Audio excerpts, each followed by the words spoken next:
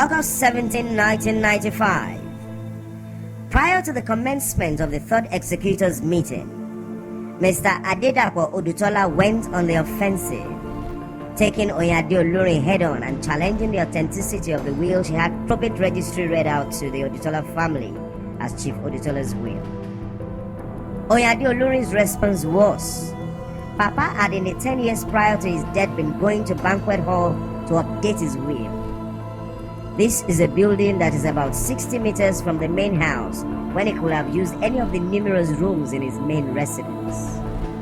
Also, it is untenable for an 80-plus-year-old man who was partially incapacitated by stroke and who never used a wheelchair to walk the 60 meters distance.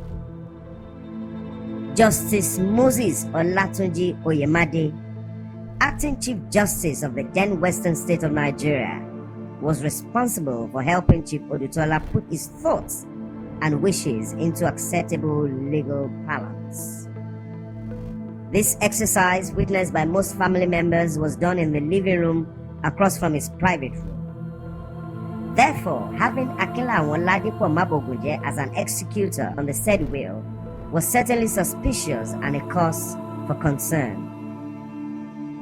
Now, on page 246, my pro bono services, A Measure of Grace, the autobiography of Akinlawo Oladipo Omabogunje. Akinlawo Omabogunje wrote, He, that is Chief Adeola Odutola in 1992, then went on to tell me that he has asked Chief Adebo to undertake an obligation on his behalf. He wanted to know whether I too will be prepared to undertake such an obligation for him. Having no inkling of what this was all about, all I could say was that I would be happy to take on the obligation. Then he dropped the bombshell. He would want me to be an executor and a trustee of his last will and testament. Omabogunje is a liar and a fraudster. He lacks integrity and an accessory in the murder of Chief Adeola Odutola. Why? Ere kini ajambekunshe. His claim is bogus and has no basis in reality. Chief Adeola Odutola's business was business. Omabogunje, Oyinade Olurin's teenage boyfriend's business was geography. It is well known within the family that Chief Adeola Odutola didn't have a personal or business relationship with Omabogunje, and at no time was he his confidant. Oyinade Olurin approached Akinlawo Oladipo Omabogunje, her teenage boyfriend, a retired professor of geography, and made him an executor on the will she forged.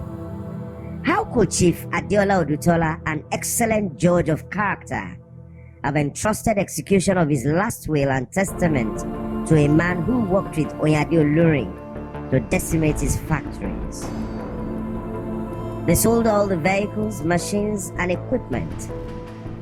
Chief Adeola Odutola expected continuity of his factories, yet Oyinade Olurin, who spearheaded his murder, and Omabogunje destroyed them. Ere kini ajambekunshe.